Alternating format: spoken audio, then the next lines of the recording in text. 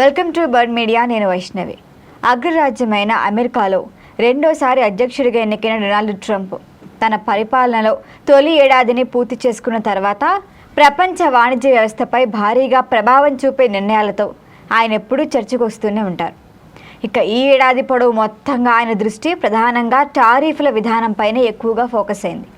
అయితే ఫస్ట్ 5% అన్నారు, తర్వాత 25% అన్నారు, దాన్ని 50% అన్నారు, చివరికి 150% వరకు సుంకాలు విధిస్తూ వచ్చారు. అయితే ఈ ప్రాసెస్లో ఆయన మిత్ర దేశాలు, ప్రత్యర్థి దేశాలు అనే తేడా లేకుండా కూడా చర్యలు చేపట్టారు. మరి ఈ విధానంతో ప్రపంచవ్యాప్తంగా ఆయనపై ఎంతో నెగిటివిటీ వచ్చింది. ఇక వాణిజ్యపరంగా కూడా యుద్ధ వాతావరణమే ఏర్పడింది. అయితే ఈ టారిఫ్ల చట్టబద్ధతపై తీవ్రంగా వివాదం నెలకొంది.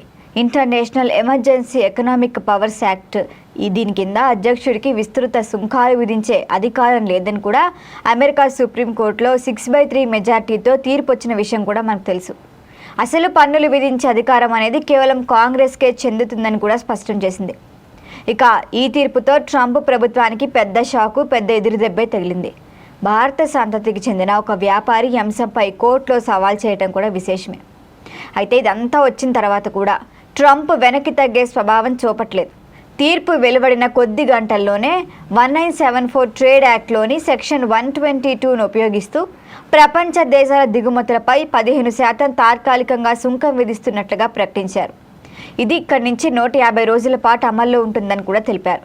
ఫిబ్రవరి 24 నుంచి ఈ కొత్త సుంకాలు అమల్లోకి రాబోతున్నాయని కూడా వెల్లడించారు.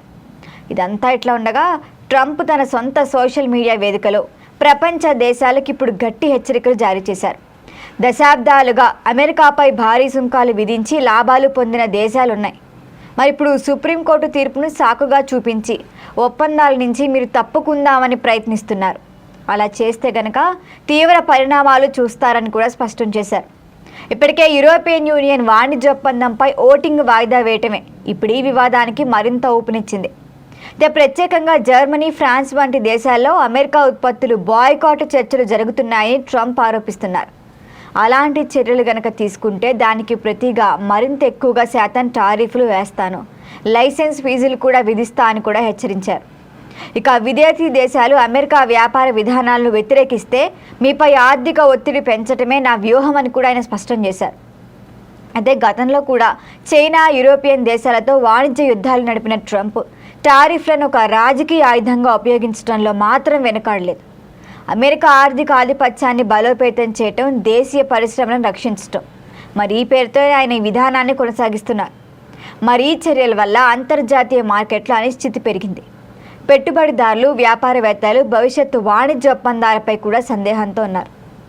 మొత్తంగా ఇప్పుడు ట్రంప్ చూస్తే ఆయన టారిఫ్ విధానం ప్రపంచ ఆర్థిక వ్యవస్థపై దీర్ఘకాలికంగా ప్రభావం చూపే అవకాశం ఉంది.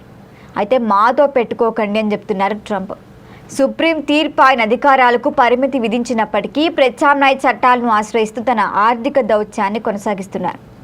మరి ప్రపంచ దేశానికి ఈ హెచ్చరికల్ని ఎలా స్వీకరిస్తాయి? అసలు ముందుకు వెళ్తారా లేదా ప్రపంచ దేశాలతో అనేది భవిష్యత్ అంతర్జాతీయ వాణిజ్య దిశను కూడా నిర్ణయించబోతోంది. దీనిపై మరిన్ని అప్డేట్ల కోసం చూస్తూనే ఉండండి బర్డ్ మీడియా.